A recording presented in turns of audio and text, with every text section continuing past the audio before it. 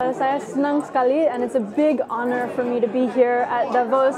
There's so many important world leaders, so many important business leaders yang penting sekali, tapi to be here as a young activist really shows that the world is starting to listen. Karena kita semua tahu kita harus berubah.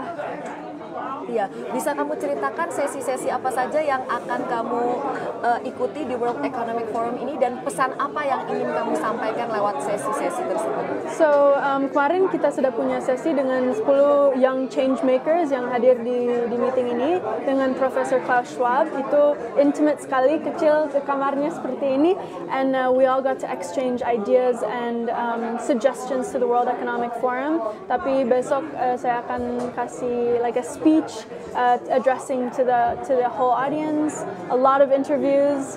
Tapi my main message is that young kids can do things. Anak muda sudah siap untuk bergerak, kita sudah tahu solusinya, kita mau implementasi apa saja.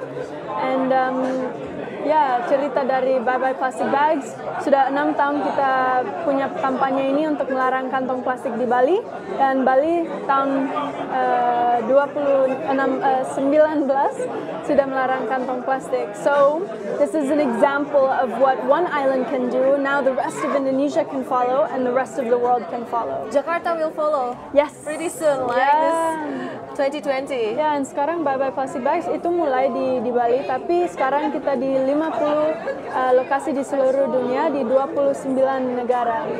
Iya.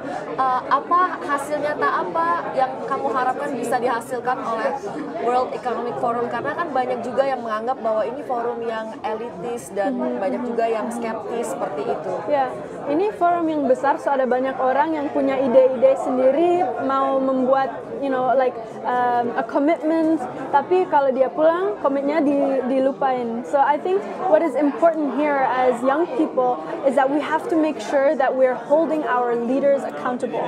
Yeah, so we have to keep the pressure on, but we also have to convince them that young people are ready to get involved more actively. Iya, sekarang suara kamu sudah lebih didengar sampai di level internasional juga. So what's next for your campaign? So kita sekarang mau mulai project yang baru namanya Youthtopia.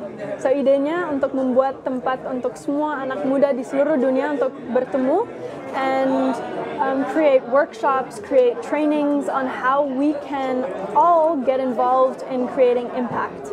And that is through education, that is through a peer-to-peer program, using the Sustainable Development Goals of the United Nations.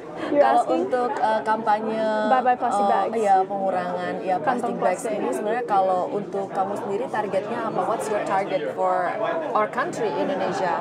Well, it's not really my target, tapi pemerintah Our kita target. sudah tahun 2017 di PBB kita sudah membilang target kita untuk mengurangi 70% dari waste by 2025. So that is 5 years away. I think that's a very big goal. There are many things that we have to do, and it starts with the small steps that we can do today. So plastic bags, that should be banned all across Indonesia. Not only charging them. Not only charging them. I think that single-use plastic cannot, it doesn't have a spot in the 2020s. I think that that's something that we leave behind in the previous decade. So do you think our government and our society has done enough to achieve that target that we have set in 2017? I think we have to do a lot more, and we have to do it faster. We think 2025 is going to be far away, but it's going to be right around the corner. So we need to see how we can eliminate single-use plastic bags, straws, and really accelerate the solutions and alternatives, which I think that government need to get more quicker, sharing the solutions to the larger public. So you told me earlier that you're lagi bikin film ya? Yeah. Ya, bisa diceritain nggak ini film apa sebenarnya? So actually like last year I graduated high school dari Green School di Bali 1 tahun lebih awal. supaya saya bisa fokus tentang how to be an activist, how to create change. Tapi one opportunity that came to me was to make a film.